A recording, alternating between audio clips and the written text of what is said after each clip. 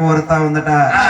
కోరుతూ ఉన్నప్పుడు నాయన ఆ పెద్దవాళ్ళ దుర్గా తల్లి తమ్ముడు శ్రీ వెంకటేశ్వర స్వామి అంటా ఉన్నాడట.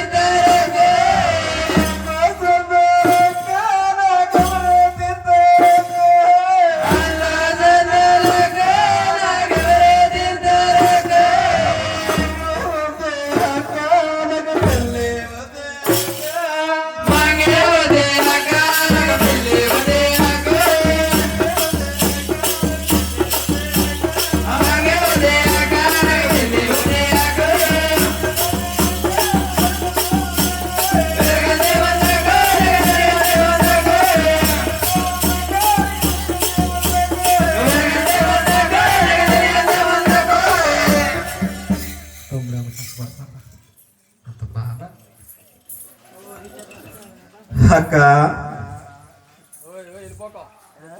అక్క అలివేలు మంగాతల్ని కళ్యాణం ఆడమంటా ఉన్నావు కదక్క. నాకు అంత సందాలు ఎవరు తీరుస్తారక్క?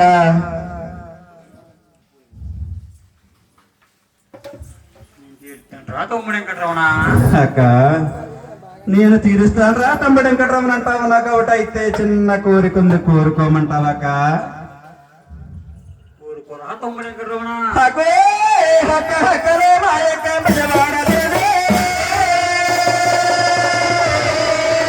అయ్యో చిన్న కోరిక ఉంది, కోరుకుంటాను.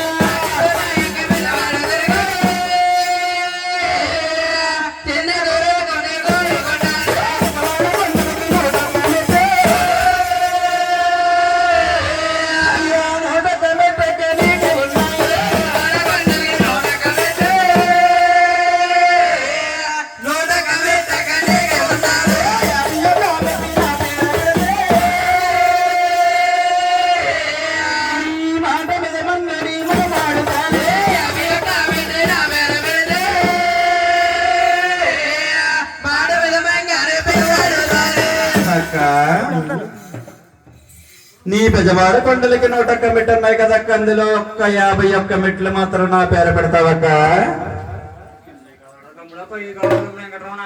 అక్క కింద కోరుకుంటేనేమో సగం వరకు ఎక్కనిస్తా, పైన కోరుకుంటేనేమో పైకి ఎక్కిన కాంచి సగం వరకు అనేది దిగనిస్తా.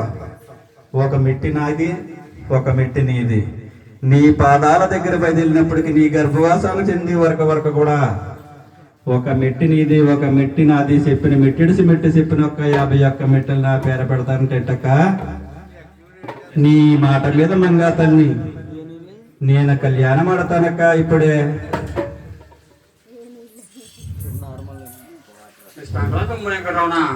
అక్క ఇస్తాను రా తమ్ముడు వెంకటరమణ అంటావు. నాకు ఒకటి అయితే చిన్న కోరుకుంది, కోరుకోమంటావక్క?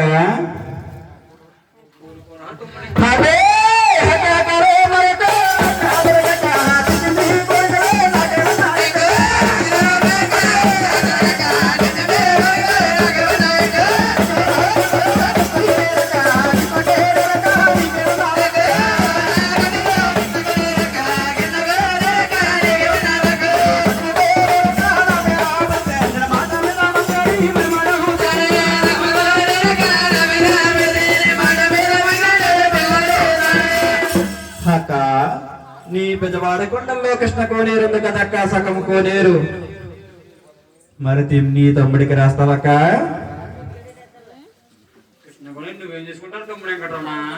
నువ్వు చెప్పినట్టుగానే నీ కూతుర్లు అంటే వేలమంగా తల్లి నేను కళ్యాణం ఆడిన తర్వాత 7 కొండల పైన గుళ్ళు గోపురాలు కట్టుకుంటాను కదక్క. నా కొండంతా కూడా కళావైకుంఠం కింద మారిపోతుంది అక్క. నా కొండకి వచ్చే భక్తులు వస్తూ ఉంటారు, వెళ్ళే భక్తులు వెళుతూ ఉంటారు. నా మీద ఉన్నటువంటి నమ్మకంతో నా కొండకు వచ్చిన భక్తులంతా కలిసి నా యొక్క దుర్గా తల్లిని దర్శించుకోవడానికై నీ కొండకు వస్తుంటారు కదక్క. అప్పుడు నా భక్తులు నీ కోనేటిలో స్నానాలు చెయ్యాలంటే నా పేరునంటూ ఒక పాంచాలి రేపు కావాలి కదక్క. మరి అక్క ఇస్తాను రా తమ్ముడు వెంకటరమణ అంటావు. నాకటైతే చిన్న కోరిక కోరుకోమంటావక్క?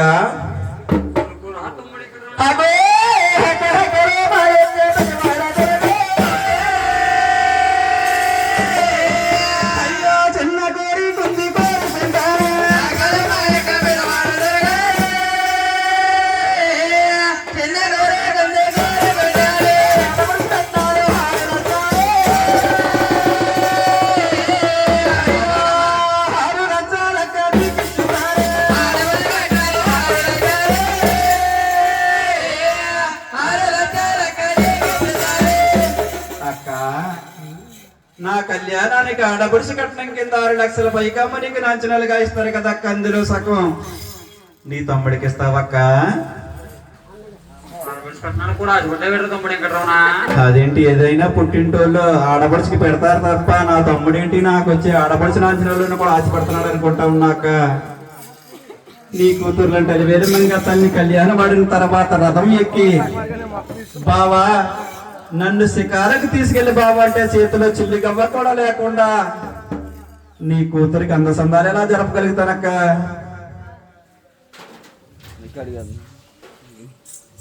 ఇస్తాను రా తమ్ముడు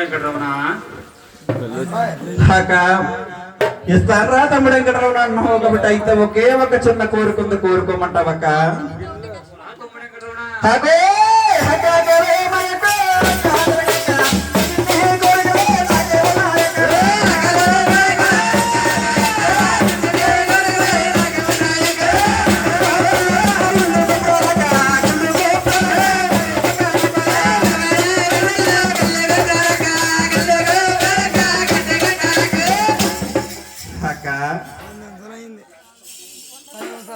నీ మాట మీద నేను మంగా తల్లి కళ్యాణం ఆడిన తర్వాత 7 కొండల పైన గుళ్ళు గోపురాలు కట్టుకుంటాను అక్క. అప్పుడు నీ అవసరం ఎంతైనా నాకు వస్తుంది.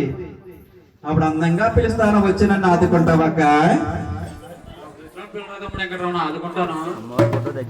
అక్క వచ్చినప్పుడు పిల్లరా తమ్ముడు ఆదుకుంటాను అలాగని చెప్పేసి తమ్ముడు వెంకటేశ్వర స్వామి అడిగిన కోరికలన్నీ కూడా ఇస్తాను రా తమ్ముడు అని ఎక్కదొరగని నేను నన్ను రా తమ్ముడు అంటా ఉన్నావు కదక్క. నీ మాట మీద నాకు నమ్మకం ఏంటక్క?